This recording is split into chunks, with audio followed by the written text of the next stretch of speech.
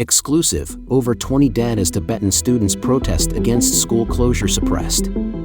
Asset manager Giant Ping and Trust defaults again, protesters suppressed by special police.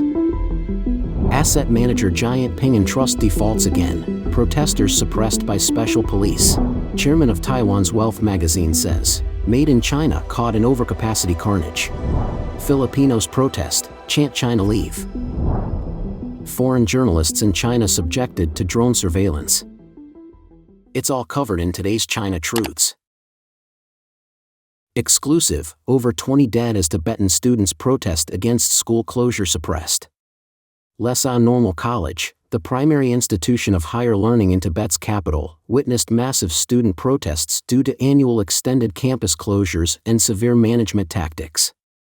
In response, local authorities deployed hundreds of officers to forcefully quell the demonstrations, resulting in dozens of student fatalities.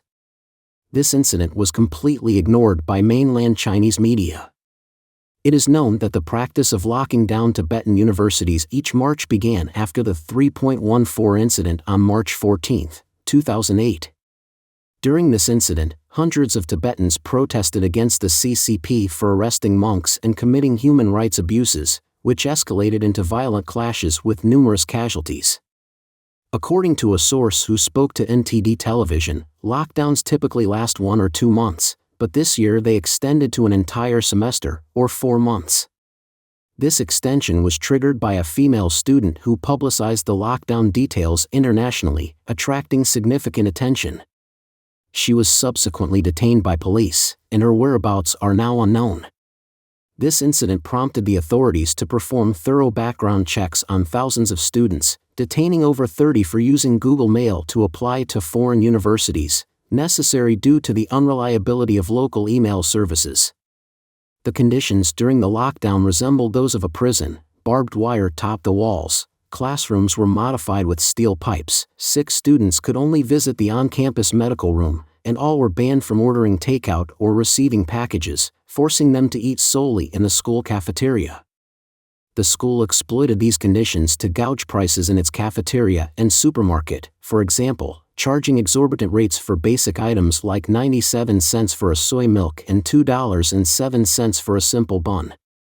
Some students approached the principal to request a shortening of the lockdown, only to be met with threats of arrest on charges of anti-national or espionage activities should they persist in their protests.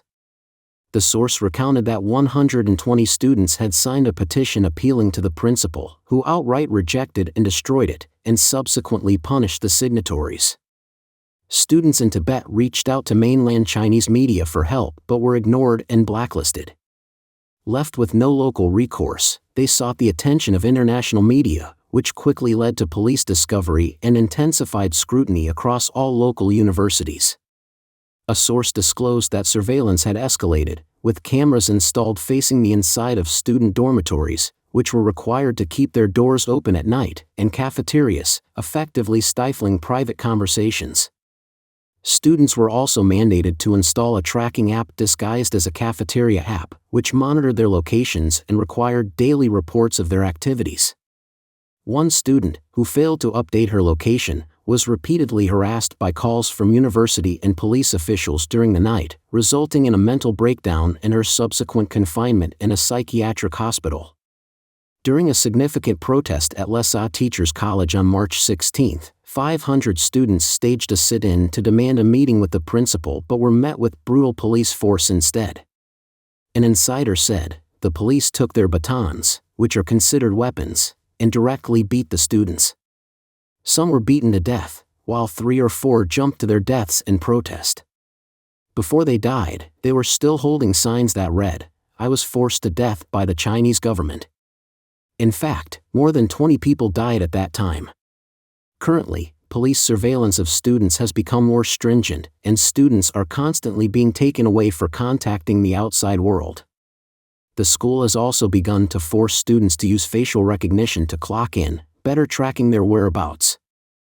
The insider said that after witnessing the CCP authorities' persecution of students in Lhasa, he decided to disclose these truths that the authorities have tried their best to cover up to the overseas media, hoping to arouse the attention of the international community and do his utmost to help save these students.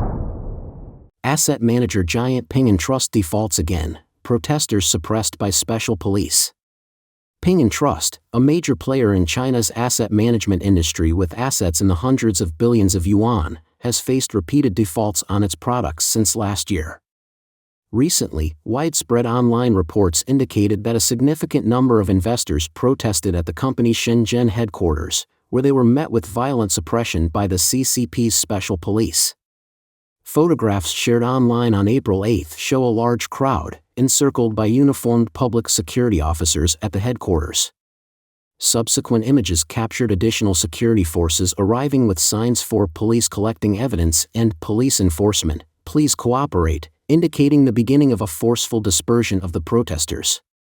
Eyewitnesses and online sources reported that the investors were demanding redress for several of Ping & Trust's failed financial products. Initially, an executive promised a quick resolution to the funding issues, but the situation escalated, leading to the intervention of special police when these promises were unmet. The firm, according to its 2022 annual report, had trust assets totaling 552.006 billion yuan, approximately $76.3 billion USD. This financial turmoil included a December report where investors alerted Shenzhen authorities about Ping & Bank's failure to redeem 37 trust products, affecting 3,891 investors and involving around 10.283 billion yuan, about $1.4 billion USD. In addition to Ping & Trust, several other Chinese asset management giants have reportedly defaulted or even gone bankrupt. Some people said that given the current climate, this is only the beginning.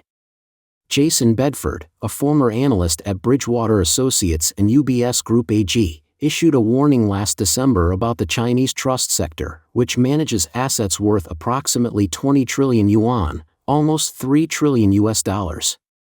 He highlighted that the sector's capital solvency could potentially be at risk.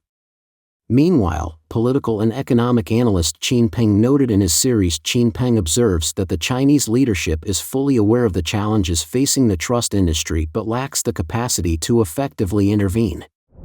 China's state media hyped Xiong'an construction, netizens deride as end of the world. Chinese state media has been vigorously promoting the progress in Xiong'an new area as it marks its 7th anniversary, celebrating massive infrastructural developments.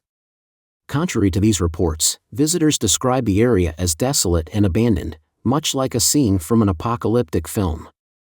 The project, named the Millennium Wheel, began on April 1, 2017, as a monumental plan to build a city that would alleviate some of Beijing's urban pressures with an investment projected at 30 trillion yuan, about $4.15 trillion US. Since its inception, CCTV boasts of substantial investments in over 380 key projects and the establishment of more than 200 institutions by state-owned enterprises, alongside roads and high-tech services. However, personal accounts and visuals shared by netizens depict an empty city with scarce human presence even in major commercial areas like Xiong'an outlets. These reports suggest that while the buildings and infrastructure may be in place, they are largely unoccupied. 7 years into its development, Xiong'an stands as a sprawling ghost town. Historians and academics point out that the project might have been hastily launched without adequate planning. The choice of location next to Bayandian, a known flood zone, raises practical concerns about the city's sustainability. Furthermore, despite the completion of infrastructure, it has not significantly eased Beijing's density issues, and the relocation has been met with reluctance due to the lack of essential services and economic opportunities in Xiong'an, and the infrastructure costs continue to spiral.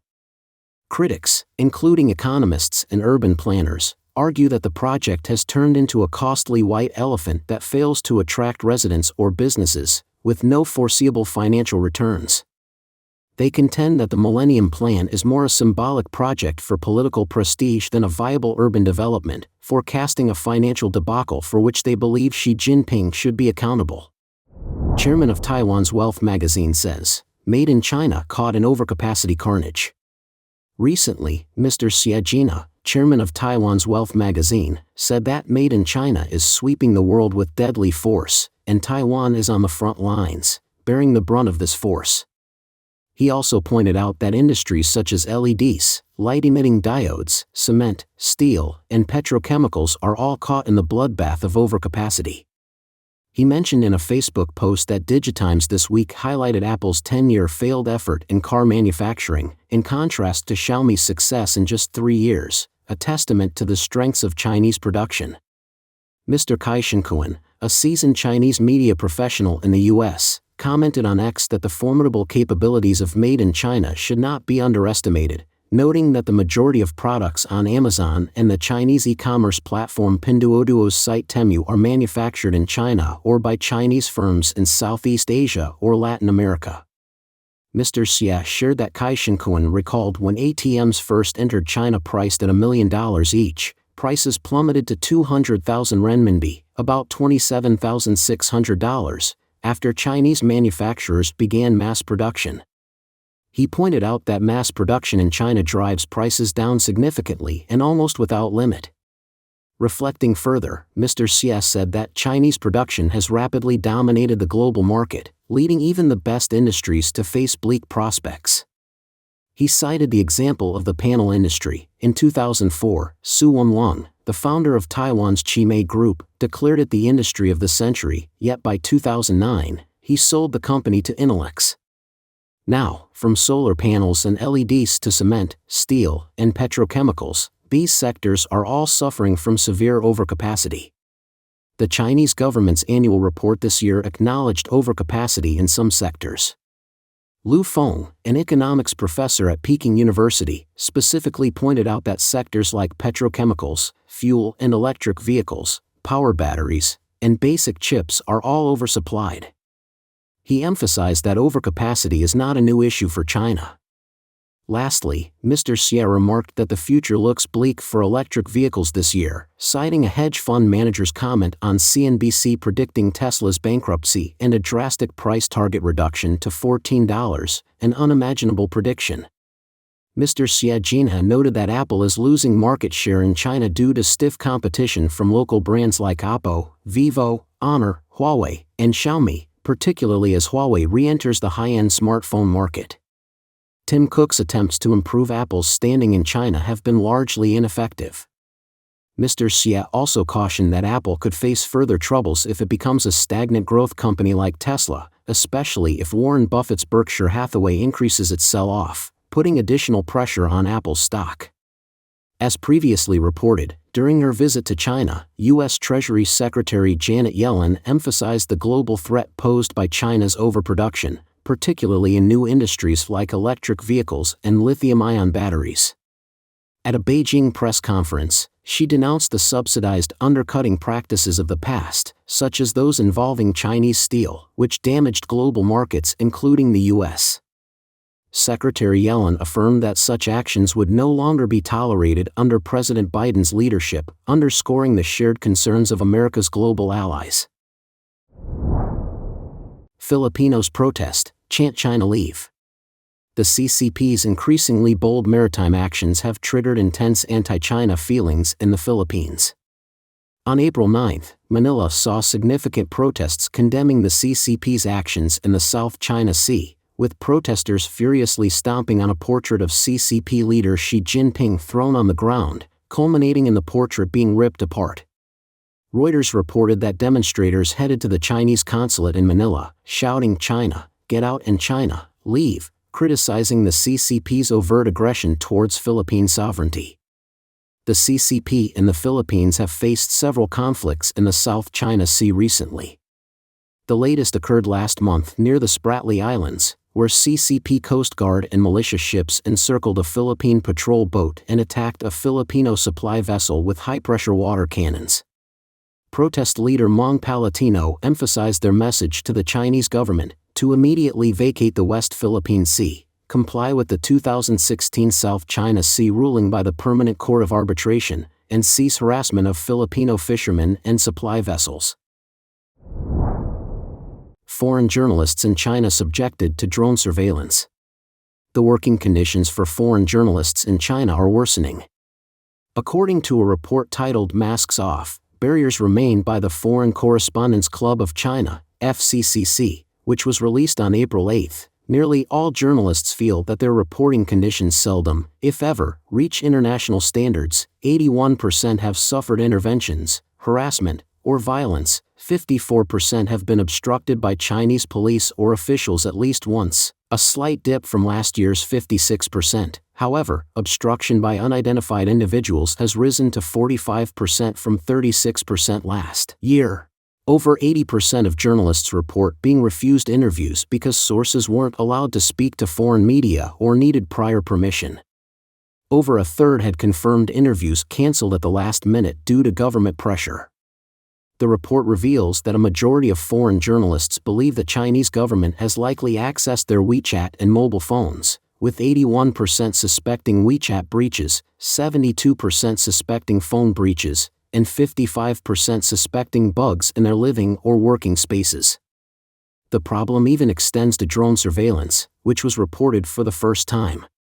An anonymous European member of the FCCC expressed concerns to Radio Free Asia about areas that were formerly accessible now being deemed sensitive, experiencing increased surveillance and intimidating invitations from the Ministry of Foreign Affairs to drink tea, a euphemism for coercive discussions.